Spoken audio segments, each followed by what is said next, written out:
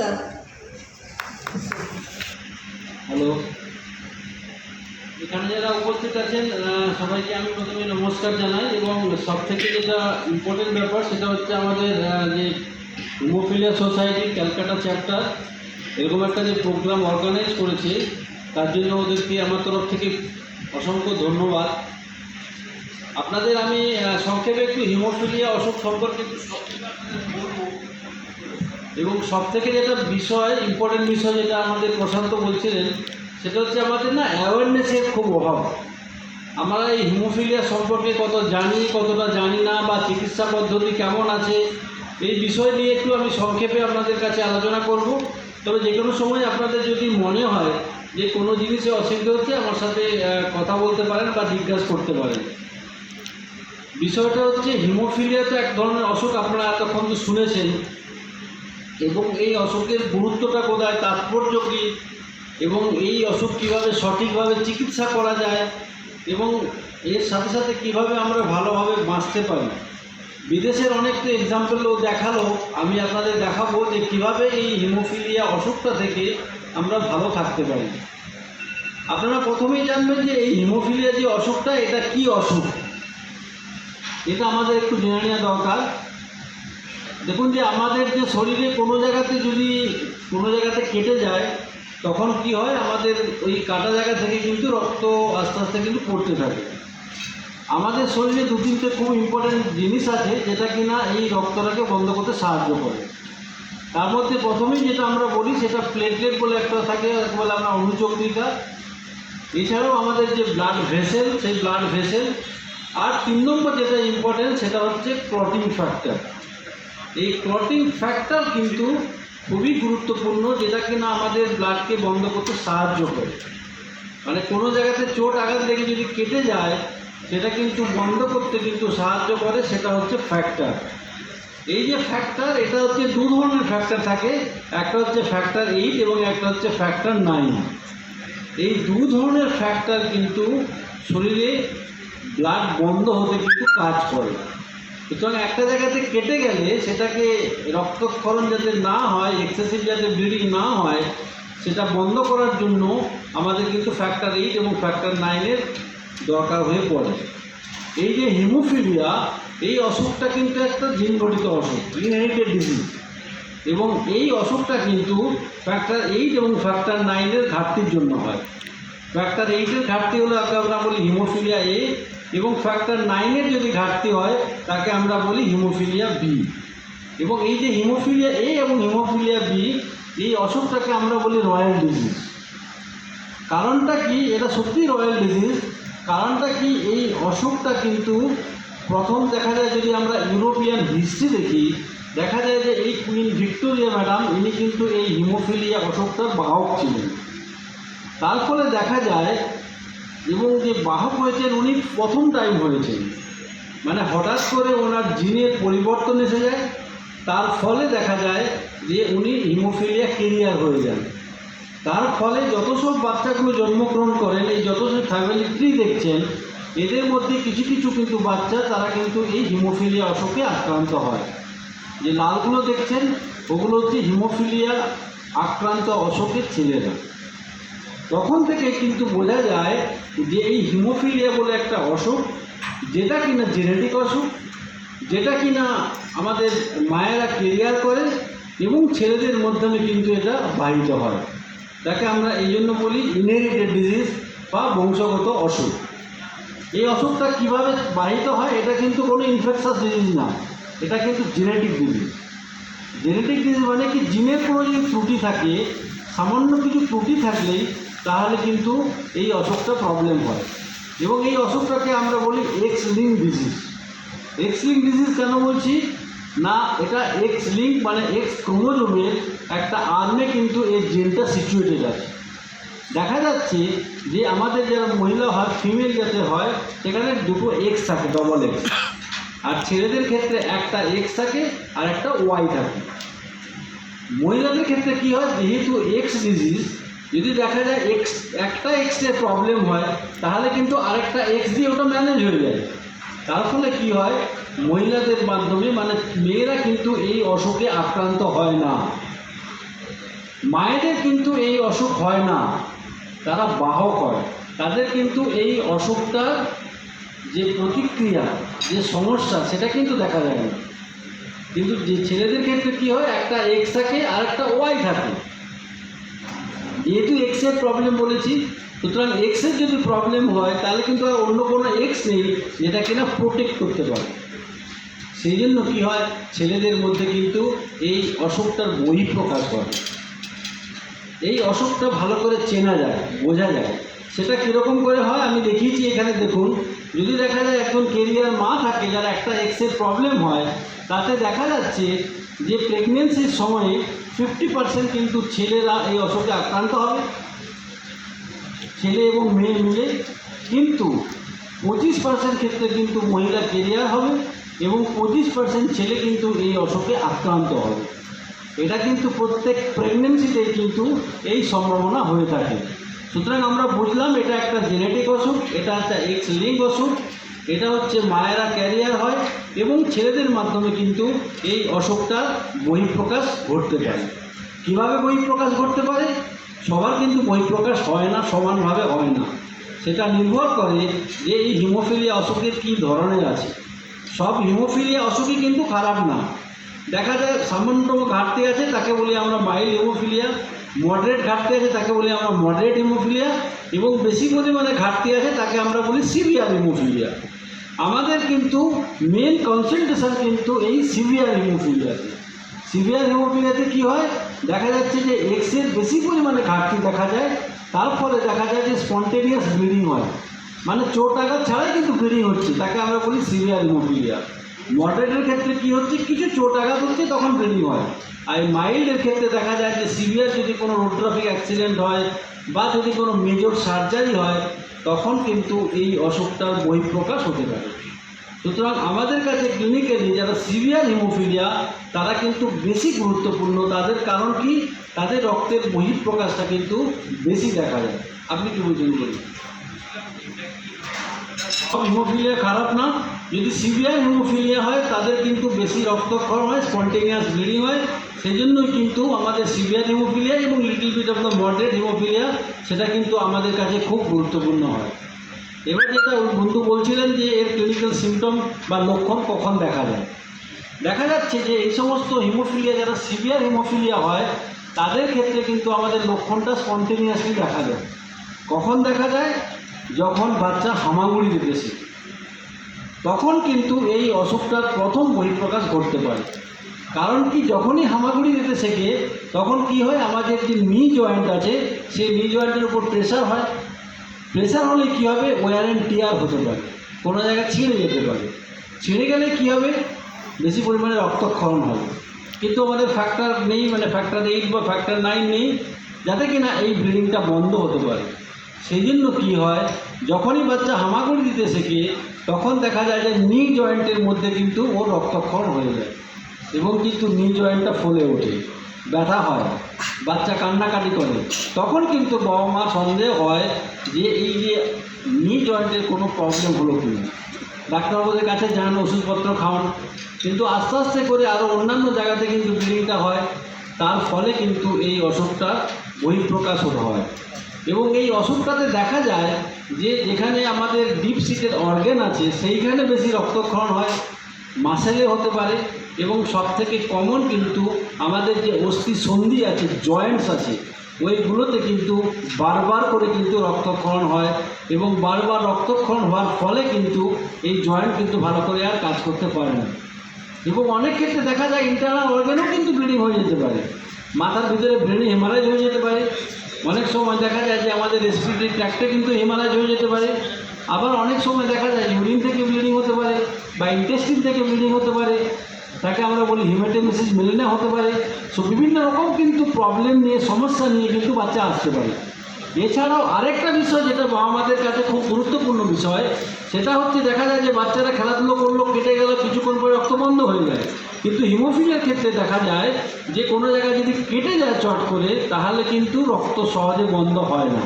তার মানে কি, অনেকক্ষণ ধরে কিন্তু এই রক্তক্ষরণটা চলতেই থাকে। তখন কিন্তু সন্দেহ হয় যে আমার বাচ্চার যে অত্যধিক পরিমাণে রক্তক্ষরণ হচ্ছে, অন্য কোনো সমস্যা হচ্ছে কি না, তখন কিন্তু ডাক্তারবাবুদের পরামর্শ নিয়ে এই হিমোফিলিয়া নামক যে জেনেটিক অসুখ আছে এটা আছে কি না সেটা কিন্তু জেনে নেওয়াটা কিন্তু খুব জরুরি। দেখা যায় যে কোনো জায়গাতে অপারেশন হয়েছে, বেশি পরিমাণে রক্তক্ষরণ হচ্ছে, বা মুখের ভিতরে দেখা যায় যে ব্লিডিং হচ্ছে, বা কোনো জায়গাতে বড় কালচিতে পড়ে গেছে, নাক দিয়ে বেশি করে রক্তক্ষরণ হচ্ছে, চোখের ভিতরে রক্তক্ষরণ হয়, অনেক সময় বড় জায়গাতে কালচিতে পড়ে যায়, এইগুলো কিন্তু হিমোফিলিয়া অসুখের লক্ষণ।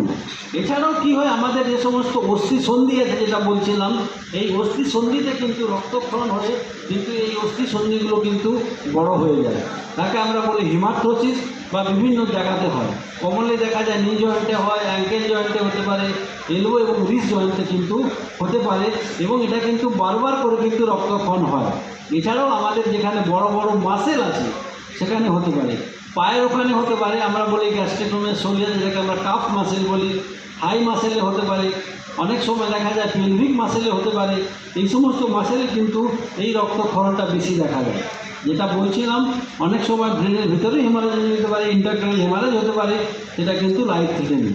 সুতরাং এই হিমোফিলিয়া অসুখটা কিন্তু মূলত দেখা যায় অস্থিসন্ধি, বড় বড় মাসেল, এবং দেখা যাচ্ছে আমাদের ইন্টারনাল অর্গান, বিশেষত করতে ব্রেনের মধ্যেও কিন্তু এই হেমারেজটা কিন্তু হওয়ার ভয় থাকে। যদি দেখা যায় যে এই মাসেলে রক্তক্ষরণ যদি কন্টিনিউয়াস হতে থাকে, তখন দেখা যায় যে আমাদের যে বোনস আছে সেই বোনসকেও কিন্তু খেয়ে নিতে পারে, তাকে আমরা বলি সিউডো টিউমার। টিউমার না, কিন্তু টিউমারের মতো কিন্তু বিহেভ করে, যার ফলে কী হয় যে মাসেল থেকে কিন্তু হাড় খেয়ে নিয়ে কিন্তু সিউডো টিউমার হতে পারে। এখানে দেখাচ্ছি ছবিতে যে বিভিন্ন হাড় কিন্তু আস্তে আস্তে কিন্তু প্রবলেম হতে পারে যদি একই জায়গাতে বারবার কিন্তু রক্তক্ষরণ হয়। এবার এই অসুখটা আমরা ধরবো কী করে? এই অসুখটা আমাদের ধরতে গেলে বিশেষ টেস্ট করতে হয়, তাকে আমরা বলি কোয়াগুলেশন টেস্ট, যেটাকে আমরা বলি এপিডিটি বলে একটা টেস্ট থাকে। ওই এপিডিটি টেস্ট কিন্তু সব জায়গাতেই হয়। এই অসুখে দেখা যায় যে প্রথম মিড টাইম নর্মাল থাকে, কিন্তু এপিডিটিটা কিন্তু খুব পরিমাণে বেশি থাকে, এবং এপিডিটি যখনই বেশি হয় তার সাথে যদি কোনো ব্লিডিং সিমটম হয়, তখন কিন্তু আমাদের কনফার্ম করতে হবে যে এই অসুখটা আছে কি না। সেই জন্য আমরা কী করি না, ফ্যাক্টর লেভেল কিন্তু আমাদের করতে হবে, ফ্যাক্টর 8 এবং ফ্যাক্টর 9টা কিন্তু আমাদের টেস্ট করে এই অসুখটা ধরতে হবে। এইবারে যেটা আসল বিষয় বলি, সেটা এই হিমোফিলিয়া অসুখটা কিন্তু একটা জেনেটিক অসুখ, এবং এই অসুখটা কিন্তু অ্যাওয়ারনেস কিন্তু খুবই কম, ডিটেকশান রেটটা কিন্তু খুবই কম। এখানে দেখুন একটা ইন্ডিয়ান আমি স্ট্যাটিস্টিক্স দিয়েছি। যদি আমরা 2020-21 সালে 10-11 সালের সেন্সাসের কথা চিন্তা করি, তাহলে দেখা যায় যে আমাদের ভারতবর্ষে কম করে 1,24,000 পেশেন্ট থাকার কথা। এটা জেনেটিক অসুখ, এটা থাকার কথা, কিন্তু আমরা ডিটেকশান করতে পেরেছি অ্যারাউন্ড 19,000। সুতরাং আমরা হিমোফিলিয়া পেশেন্টকে কিন্তু ডায়াগনোসিস করতেই পারছি না। সেটা বিভিন্ন কারণে পাচ্ছি না, সেটা আমি বলবো। এবার ওয়েস্ট বেঙ্গলের কথা যদি আমি চিন্তা করি, আমাদের সেন্সাস অনুযায়ী এখানে 11-12 হাজার পেশেন্ট হওয়ার কথা, কিন্তু আমাদের এখানে 1400 পেশেন্ট আমরা মাত্র ডায়াগনোসিস করতে পেরেছি। এটা দেখতে গেলে এখন আরেকটু আমরা বেড়েছি, অ্যারাউন্ড 2000-এর মতো পেশেন্ট কিন্তু আমাদের এই ওয়েস্ট বেঙ্গলে হিমোফিলিয়া আছে, যেটা কিন্তু স্ট্যাটিস্টিক অনুযায়ী আমাদের 1,500 থেকে আমাদের 20,000 পর্যন্ত কিন্তু হওয়ার সম্ভাবনা আছে। সুতরাং আমরা কিন্তু এই অসুখটাকে ডিটেকশন করতে পারছি না। তার মূল কারণ কিন্তু অনেক আছে। প্রথম যেটা হচ্ছে অ্যাওয়ারনেসের অভাব। অ্যাওয়ারনেস যেরকম জনসাধারণের অভাব, ঠিক একই রকমভাবে যারা আমাদের মেডিকেল প্রফেশনের সাথে যুক্ত আছেন ওনাদের কিন্তু অ্যাওয়ারনেসের অভাব। অনেক সময় দেখা যায় যে ছোটোখাটো চোট আঘাত হচ্ছে, ডাক্তারবাবুদের কাছে না গিয়ে বিভিন্ন রকম আয়ুর্বেদিক, হোমিওপ্যাথি এই সমস্ত চিকিৎসা করছে, এবং অনেক সময় দেখা যায় অজান্তেই কোনো ব্রেনে হেমারেজ হয়ে মারা যাচ্ছে। ডায়াগনোসিস কিন্তু হলো না কী অসুখটা থেকে উনি আক্রান্ত হলেন। সুতরাং ওই বিষয়টা কিন্তু খুব ইম্পর্ট্যান্ট যে আমাদের এই হিমোফিলিয়া অসুখের অ্যাওয়ারনেসটা বাড়াতে হবে। সেই জন্যই আপনাদের এখানে সবাইকে আসার জন্য আমি ধন্যবাদ জানাবো যে আমাদের কিন্তু এই হিমোফিলিয়া অসুখ সম্পর্কে যে অজ্ঞতা, সেটা কিন্তু আপনারা জনসাধারণের কাছে কিন্তু খুব সহজেই পৌঁছে দিতে পারেন। আমাদের হিমোফিলিয়া একটা চ্যাপ্টার কিছু করতে পারবে না, আমরা গুটি কজন ডাক্তার কিন্তু কিছু করতে পারবো না, কিন্তু আপনাদের মাধ্যমে কিন্তু এই হিমোফিলিয়া অসুখটা কী এবং এর ডায়াগনোসিস কী করে করা যায় সেটা কিন্তু আপনারা সমস্ত জায়গাতে পৌঁছে দিতে পারেন, শহর থেকে আপনারা গ্রামে পৌঁছে দিতে পারেন। সেই জন্যই আমি বলবো যে এই আমাদের ক্যালকাটা চ্যাপ্টার হিমোফিলিয়া সোসাইটির এই উদ্যোগটা কিন্তু একটা খুব অভিনব উদ্যোগ, যেটা আপনাদের মাধ্যমে কিন্তু এই অসুখটা সম্পর্কে জনসাধারণের কাছে কিন্তু তুলে ধরা, যাতে কিনা এই অসুখটা সম্পর্কে মানুষ জানে এবং এগিয়ে আসে যে এই অসুখটা আছে কিনা সেটা নির্ণয় করা এবং নির্ণয় করে কিন্তু তার চিকিৎসাটা করানো, সেটাই কিন্তু আমাদের এই মূল উদ্দেশ্য। কারণ কি, আমরা যে এই ডায়াগনোসিস করতে পারছি না, একটা যেমন বললাম অ্যাওয়ারনেসের অভাব, আরেকটা হচ্ছে আমাদের ডায়াগনস্টিক ফেসিলিটির অভাব, 2 নম্বর কথা হচ্ছে আমাদের মেডিকেল প্রফেশনে যারা আছে ওদেরও নলেজের অভাব আছে। কারণ কি, এই হিমোফিলিয়া অসুখের যে আমরা চিকিৎসা পদ্ধতি বলুন, সেটা আমরা এখন চেষ্টা করছি বিভিন্ন জায়গাতে ছড়িয়ে দিতে, কিন্তু একমাত্র টার্সিয়ারি কেয়ার সেন্টারে এই অসুখটার নির্ণয়ের পদ্ধতি কিন্তু আছে। এটা আমাদের আরও নির্ণয়ের পদ্ধতি বাড়ালে হয়তো এবং জনসাধারণের মাধ্যমে কি যদি আমরা অ্যাওয়ারনেসটা জাগিয়ে তুলতে পারি, তাহলে কিন্তু আমরা এই হিমোফিলিয়া অসুখে আক্রান্ত যারা তাদের ডায়াগনোসিসটা করতে পারবো, তাদের পাশে দাঁড়াতে পারবো এবং তাদেরকে কিন্তু আমরা সঠিকভাবে চিকিৎসা করতে পারবো।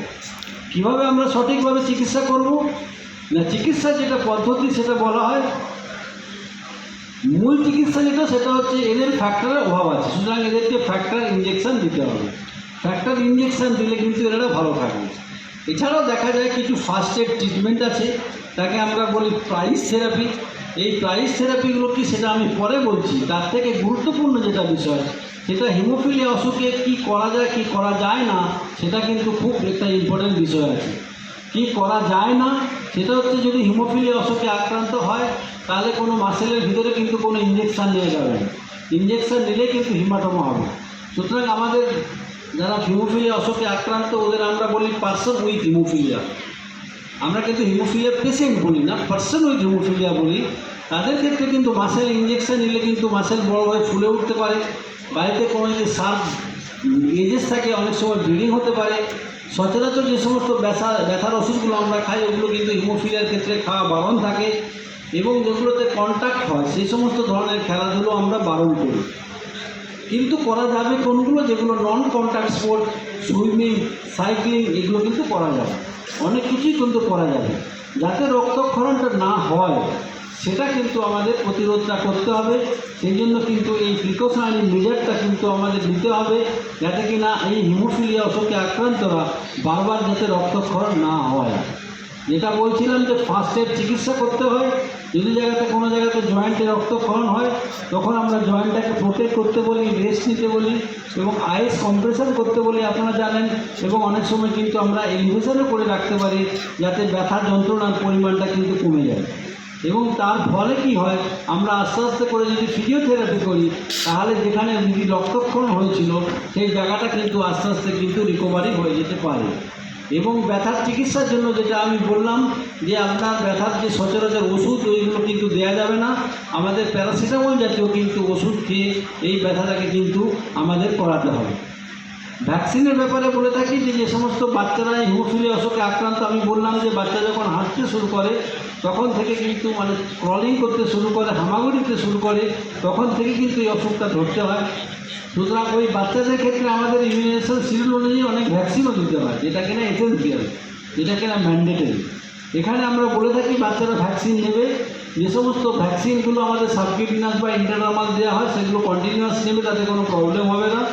কিন্তু কিছু কিছু ভ্যাকসিন ইন্ট্রামাস্কুলার দিলে তার ইমিউনোজেনিসিটি ভালো হয়, সেক্ষেত্রে কিন্তু ফ্যাক্টর একটা ডোজ নিয়ে তারপরে কিন্তু যদি আমরা ভ্যাকসিনটা নিই তাহলে কিন্তু যে রক্তক্ষরণ হয় বা ফুলে যায় সেটা কিন্তু হবে না। দাঁতের যত্নটা আমাদের হিমোফিলিয়াতে ভালো করে নিতে বলি, কারণ অনেক সময় দাঁত থেকে বারবার রক্তক্ষরণ হয়, সেই জন্য দাঁতের যত্ন ভালো করে নিতে হবে। এবং মূল যেটা চিকিৎসা বলছিলাম সেটা হচ্ছে ফ্যাক্টর। এই ফ্যাক্টর কিন্তু আমাদের বিভিন্ন রকমভাবে আছে, প্লাজমা ডিরাইভড ফ্যাক্টর আছে, রিকম্বিনেন্ট ফ্যাক্টর আছে। সব থেকে ভালো চিকিৎসা কিন্তু রিকম্বিনেন্ট ফ্যাক্টর দিয়ে। কারণ কি জানেন, প্লাজমা ফ্যাক্টর কী হয়, আমাদের প্লাজমা থেকে তৈরি হয়। সেখানে কিন্তু সবসময় একটা হেপাটাইটিস বি, সি, HIV ভয় থেকে থাকে। যদি আমরা রিকম্বিনেন্ট ডিএনএ টেকনোলজি তৈরি করি তাহলে কিন্তু ওই ইনফেকশনের ভয়টা কিন্তু থাকে না। সুতরাং আমাদের চেষ্টা করতে হবে যাতে আমরা এই রিকম্বিনেন্ট টাইপ অফ ফ্যাক্টর দিয়ে চিকিৎসা করতে পারি। প্লাজমা ডিরাইভ ফ্যাক্টর তৈরি করতে অনেক সময় লাগে এবং প্লাজমা ডিরাইভ ফ্যাক্টরে কিন্তু ঝুঁকিও অনেক বেশি। রিকম্বিনেন্ট ফ্যাক্টর তৈরি করতে 2 থেকে 3 মাস সময় লাগে, সেখানে কিন্তু সাইড এফেক্টটা কিন্তু খুবই কম পরিমাণে হয়। সেই জন্য রিকম্বিনেন্ট ডিএনএ টেকনোলজিতে কিন্তু এই ফ্যাক্টর এই সমস্ত হিমোফিলিয়া পেশেন্টদের কিন্তু দিতে হবে। এবং মডার্ন যে সমস্ত মেডিসিন সেগুলো কিন্তু আমাদের এখানে অ্যাভেলেবেল আছে, কিন্তু এগুলো সরকারের মাধ্যমে কিন্তু আমাদের অ্যাভেলেবেল করাতে হবে, যাতে কিনা সবাই এই চিকিৎসাটা কিন্তু নিতে পারে। কারণ কি, বিজ্ঞান অনেক এগিয়েছে, অনেক নতুন নতুন ড্রাগ আবিষ্কার হচ্ছে। আমরা আগে ইঞ্জেকশান দিচ্ছিলাম, প্রতিদিন দিতে হতো, এখন সপ্তাহে 2 বার করে দিলেই কাজ হয়, তাকে আমরা বলি প্রোফাইল্যাক্সিস। এছাড়াও দেখা যাচ্ছে যে কিছু কিছু নতুন মেডিসিন এসছে, সাবকিউটেনিয়াস মেডিসিন, তাকে আমরা বলি এমিসিজুম্যাব। আমরা কি ফ্যাক্টর ইঞ্জেকশান দিচ্ছিলাম, ভেনের মাধ্যমে দিচ্ছিলাম। এই এমিসিজুম্যাব বলে একটা নতুন মেডিসিন এসছে, যেটা কিনা চামড়ার তলায় দেওয়া যায়, সেটা মাসে 1 বার করে নিলেই কাজ হয়। ভবিষ্যতে আরও মেডিসিন আসতে চলেছে, যেটা কিনা 3 মাসে 1 বার নিলেই কাজ হয়ে যাবে। ওরাল মেডিসিনও আসতে চলেছে এই হিমোফিলিয়ার ক্ষেত্রে। সুতরাং বিজ্ঞানের দিক থেকে আস্তে আস্তে এগিয়ে যাচ্ছে, কিন্তু আমাদের জনসাধারণকে বিজ্ঞানের সাথে সাথে এগিয়ে নিয়ে যাওয়ার কিন্তু কর্তব্যটা আমাদেরই। এবং আপনাদের সেখানে একটা বড় গুরুত্বপূর্ণ বা দায়িত্ব আছে, সবাইকে কিন্তু এই বার্তাটা কিন্তু পৌঁছে দেওয়া যে হিমোফিলিয়া অসুখের কিন্তু চিকিৎসা পদ্ধতি ভালো আছে। অসুখটা ডায়াগনোসিস করে সঠিক চিকিৎসা নিলে তাহলে কিন্তু এই অসুখটা থেকে কিন্তু আমাদের নিষ্কৃতি পাওয়া যেতে পারে। আমাদের যে এই ফ্যাক্টরের আমরা বলি ইন্ট্রাভেনাসের মাধ্যমে নিতে হবে, কিছু কিছু ক্ষেত্রে আমরা বললাম যে সাবকিউটেনিয়াসের মাধ্যমে নিতে হবে। তাহলে নিলে কিন্তু দেখা যায় যে এই যে রক্তক্ষরণ হচ্ছিল সেটা কিন্তু বন্ধ হয়ে যাবে। এই রক্তক্ষরণ বন্ধ করতে গেলে কিন্তু আমরা দুরকমভাবে চিকিৎসা করি, একটাকে বলি আমরা প্রোফাইল্যাক্সিস, আর একটাকে বলি আমরা on demand therapy. On demand therapy মানে যখন ব্লিডিং হলো তখন দিলাম, এটা কিন্তু ভালো চিকিৎসা না। আমাদের প্রোফাইল্যাক্সিস দিতে হবে। প্রোফাইল্যাক্সিস মানে ব্লিডিং যাতে না হয়, কোনো জয়েন্টে যাতে ব্লিডিং না হয় এবং মাসেলে গেলে কোনো ব্লিডিং না হয়, যাতে ওগুলো সচল থাকে, সেই বিষয়টা কিন্তু আমাদের দেখতে হবে। সেই জন্য আমাদের কিন্তু প্রোফাইল্যাক্সিস দিতে হবে। এটা প্রাইমারি, সেকেন্ডারি, টার্সিয়ারি যাই হোক, আমাদের প্রোফাইল্যাক্সিস দিতে হবে। সবথেকে গুরুত্বপূর্ণ আমাদের প্রাইমারি প্রোফাইল্যাক্সিস দিতে হবে। প্রাইমারি প্রোফাইল্যাক্সিস দিলে কিন্তু আমরা এই যে হিমোফিলিয়ার জয়েন্টকে সচল রাখতে পারবো, মাসেলকে সচল রাখতে পারবো। আমাদের যে ক্রিপলিং হয়ে যায়, বারবার জয়েন্টে ব্লিডিং হচ্ছে, মাসেলে ব্লিডিং হচ্ছে, দেখা যায় যে ছবি দেখাচ্ছিল ক্লাস দিয়ে হাঁটছে, এগুলো কিন্তু আমরা চাই না। যাতে ফ্যাক্টর প্রতিনিয়ত ইঞ্জেকশান দিয়ে যাতে কোনো জয়েন্ট যেন ডিফর্মিটি না হয়, জয়েন্ট যাতে কোনো প্রবলেম না হয়, যাতে কোনো ফুরিয়ে না হাঁটে, যাতে কোনো কিছু সাহায্য না নিয়ে হাঁটতে পারে, সেই বিষয়টা কিন্তু আমাদের লক্ষ্য রাখতে হবে। সেই জন্যই কিন্তু আমাদের এই প্রতিনিয়ত ফ্যাক্টর দিতে হবে।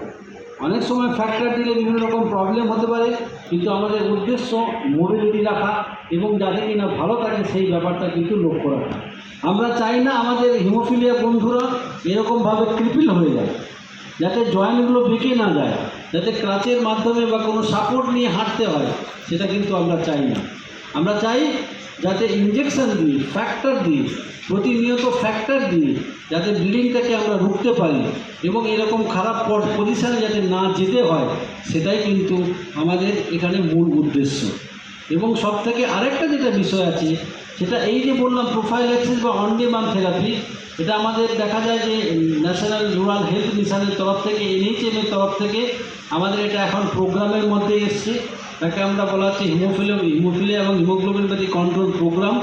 এই প্রোগ্রামের আন্ডারে কিন্তু এদের যে চিকিৎসার যে ফ্যাক্টর, সেটা কিন্তু আমাদের গভর্নমেন্ট ফান্ডিং করেছে।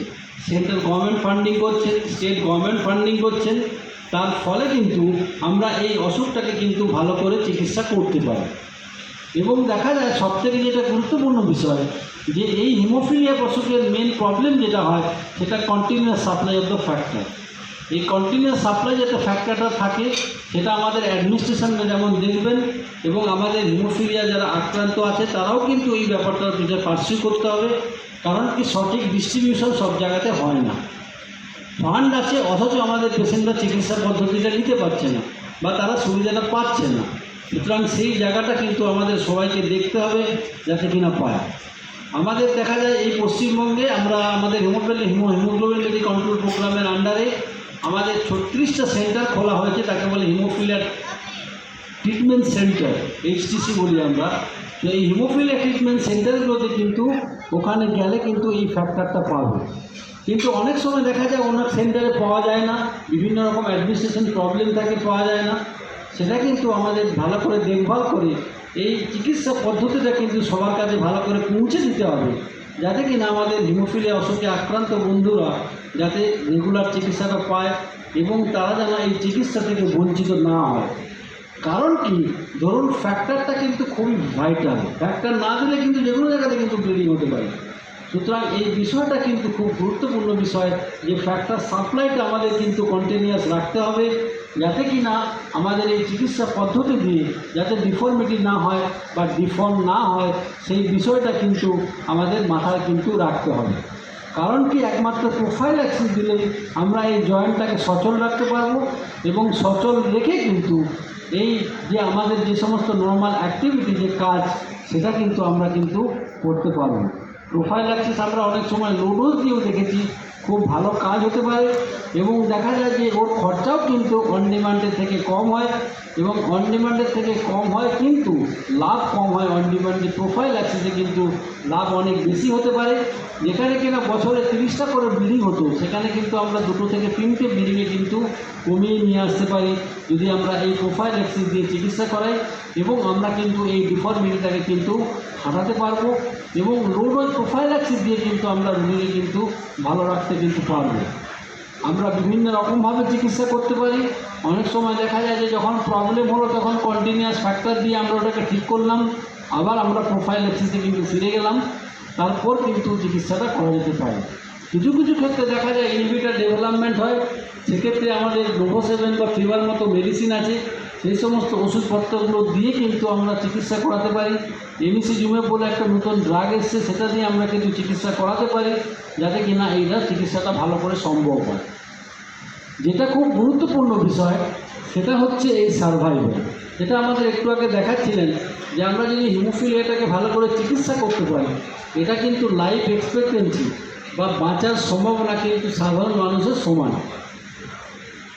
বিদেশে তো অসংখ্য এক্সাম্পল আছে এবং আমি নিজে দেখেছি। আমি একবার বিদেশে গিয়েছিলাম, একজন বাড়িতে লোকের বাড়িতে ছিলাম অনুষ্ঠানে, সেখানে দেখেছি যে ভদ্রলোক হিমোফিলিয়া অসুখে আক্রান্ত, ওনার বয়স হচ্ছে 70, কিন্তু ওনাকে দেখে বোঝা যাবে না যে ওনার হিমোফিলিয়া অসুখে আক্রান্ত আছে। কারণ কি, উনি রেগুলার প্রোফাইল্যাক্সিস নেন, রেগুলার চিকিৎসা পদ্ধতি নেন, তার ফলে কিন্তু অন্যান্য সাধারণ যে সমস্ত মানুষ সেই মানুষের মতোই কিন্তু জীবনযাপন করছেন এবং উনি ভালোভাবে কিন্তু বেঁচে আছেন। সুতরাং আমরা যদি এই হিমোফিলিয়া অসুখটাকে যদি ভালো করে চিকিৎসা করতে পারি, তাহলে কিন্তু আমরা একটা অন্যান্য সাধারণ মানুষের মতো কিন্তু ওনারা ভালোভাবে বেঁচে থাকতে পারেন। এই বার্তাটা কিন্তু আমাদের দিতে হবে যে হিমোফিলিয়া অসুখটা আমাদের ভালো করে ডায়াগনোসিস করতে হবে, জনসাধারণের মাধ্যমে অ্যাওয়ারনেস বাড়াতে হবে। যদি কোনো জায়গাতে কোনো রক্তক্ষরণ হয়, বিশেষজ্ঞ হিমাটোলজি ডাক্তারবাবুদের সাথে পরামর্শ করে এই হিমোফিলিয়া অসুখে আক্রান্ত হচ্ছে কিনা এটা জেনে নিতে হবে, সঠিক টেস্টের মাধ্যমে ডায়াগনোসিস করতে হবে।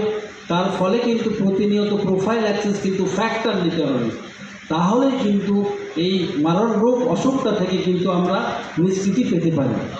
এই অসুখটা চিকিৎসা করতে গেলে, যেটা আগেই বলছিলাম, যে একজন কিন্তু কোনো ডাক্তার করতে পারবে না বা হিমোফিলিয়া চ্যাপ্টার শুধু করতে পারবে না। সবার কিন্তু আমাদের সাহায্য লাগবে, সবার কিন্তু আমাদের ইনভলভমেন্ট লাগবে, যেটা কিনা আপনারা করতে পারেন। এই অ্যাওয়ারনেসটা কিন্তু জনসাধারণের কাছে পৌঁছাতে হবে, অ্যাডমিনিস্ট্রেশনের কাছে পৌঁছাতে হবে, সবার মেডিকেল প্রফেশন অন্যান্য যারা আছে তাদের কাছে পৌঁছে দিতে হবে যে হিমোফিলিয়া অসুখ কিন্তু সহজেই ধরা যায়, ভালো চিকিৎসা পদ্ধতি আছে এবং চিকিৎসা করলে কিন্তু অন্যান্য নর্মালভাবে লাইফ এক্সপেক্টেন্সি দিয়ে কিন্তু বাঁচা যায়, যাতে কিনা আমরা সমাজে অনেক কিছু কিন্তু উজাড় করে দিতে পারি। হিমোফিলিয়া অসুখে আক্রান্ত হয়েছে বলে কিন্তু আমি পিছিয়ে থাকবো, ওরকমটা একদম না। আমাদের মধ্যে যা প্রোডাক্টিভিটি আছে সেটা কিন্তু আমরা ভালো করে দিতে পারি। সেই জন্য আমরা এখানে যারা সাংবাদিক বন্ধু আছেন বা বিভিন্ন পেপার নিউজ মিডিয়া যারা আছেন, তাদের কাছে আমার বিশেষ অনুরোধ, এই হিমোফিলিয়া বিষয়টা আপনারা জনসাধারণের কাছে একটু তুলে ধরুন, সবাইকে জানান যে এই অসুখটা কী, ডায়াগনোসিস কী করে করা যায়, চিকিৎসা ভালো পথে, চিকিৎসা করলে কিন্তু ভালোভাবে বেঁচে থাকা যায়, অন্যান্য একটা মানুষের মতোই কিন্তু এটা ভালোভাবে বেঁচে থাকা যায়। এই বিষয়টা কিন্তু আমাদের কাছে খুব গুরুত্বপূর্ণ, যেটা কিনা আপনারা সবার কাছে এই বার্তাটা পৌঁছে দিতে পারেন। তাহলেই কিন্তু আমরা এই হিমোফিলিয়া অসুখটাকে ভালোভাবে চিকিৎসা করতে পারবো। আমরা যেরকম মেডিকেল কলেজে চিকিৎসা করতে পারি, ঠিক একই রকমভাবে এই চিকিৎসা পদ্ধতিটা আমাদের ডিসেন্ট্রালাইজ করতে হবে। আমাদের district, sub division, even rural হসপিটালে কিন্তু ছড়িয়ে দিতে হবে। তাহলে কিন্তু যারা নিয়ার বাই যারা থাকেন, রাত বিরতে যদি কোনো ব্লিডিং সিমটম হয়, তারা নিকটবর্তী হসপিটালে গিয়ে এমার্জেন্সিতে যেন ফ্যাক্টরটা নিতে পারে, যারা চিকিৎসাটা পায়, সঠিক চিকিৎসাটা পায় এবং অন্যান্য যে সমস্ত প্রবলেমগুলো হয় তার সঠিক চিকিৎসাটা যাতে পেতে পারে। সুতরাং এই হিমোফিলিয়া অসুখে আক্রান্তদের কিন্তু পাশে দাঁড়ানো আমাদের একটা সামাজিক দায়বদ্ধতা, আমাদের একটা সামাজিক কর্তব্য। আপনাদেরকেও আমরা অনুরোধ করছি যাতে আপনারা এই বিষয়টা সবাইকে জানান। তাহলে কিন্তু দেখা যায় যে হিমোফিলিয়া অসুখে আক্রান্ত যারা, তারা কিন্তু অন্য একটা নর্মাল মানুষের মতো কিন্তু ভালোভাবে বেঁচে থাকতে পারবে এবং ভালোভাবে লাইফ লিড করতে পারবে। এই বলে আমি আমার বক্তব্য শেষ করছি। সবাই